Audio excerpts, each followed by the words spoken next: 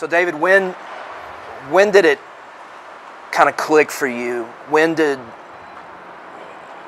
the Spirit move your heart to action to be an individual and lead your church to be a church just for the nations?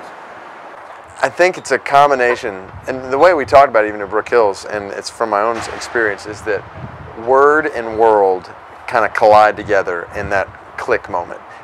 So for me, whether through John Piper, Jeff Lewis, different teaching on God's passion for His glory in all nations, I'd heard that in the Word.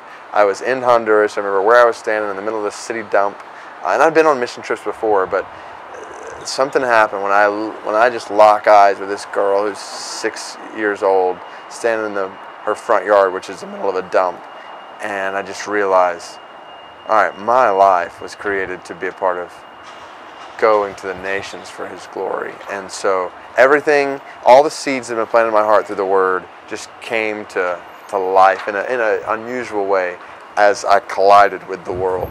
And so anyway, that was a moment in my life, and that's just played out in different ways since then, and just deepened through different experiences. A lot of those experiences having my eyes open to different things in the world. But I've seen that play out even in our church too, because I want to feed them the Word and just put that seed in their heart, and then trust that in God's timing that He's going to bring that to fruition. People are going to see, okay, yeah. And whether that means them moving out of Birmingham or not, that they're going to see, regardless of whether I'm in Birmingham, I want to pray and I want to give and I want to go as the Lord leads me, maybe short term, maybe mid term, maybe long term, maybe not at all.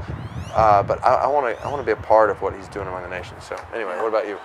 It's been several things throughout the years. One is, and I don't know, David, I don't know what your theology is on this particular verse, but where Jesus says in Matthew that the gospel is going to be preached as a testimony to all the nations, and then the end will come. Mm-hmm. I don't know what your theology is. I kind of believe that. I believe it too, and so the way I read that is when the unreached people groups hear the gospel, the trumpet's going to sound. Yeah. And I don't know about you, man, but I'm ready for Jesus to come back. Yeah. I mean, I am. I've done everything I need to do. Jesus is better. I'm ready. Yeah. And so if as a pastor in my short time here on this earth, we can make a dent in the Great Commission, let's make a dent. Yes, absolutely. And to be honest with you, what if we could be a part of the accomplishment of the Great Commission? There's would that be?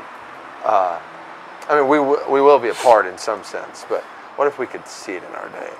And even when I ask that, I don't want to sound like, oh, let's just muster up the forces, we can do it. God knows when this is going to happen. This commission's on His shoulders. He's going to accomplish it. But He has chosen to involve us in this mission out of His grace. And yes, George Ladd called that verse in Matthew 24:14 the single most important verse in the Word of God for the people of God today. That if we really believe this, then we will go with abandon after the people groups of the world, because we have been given the privilege of being a part of a great commission that one day will be accomplished.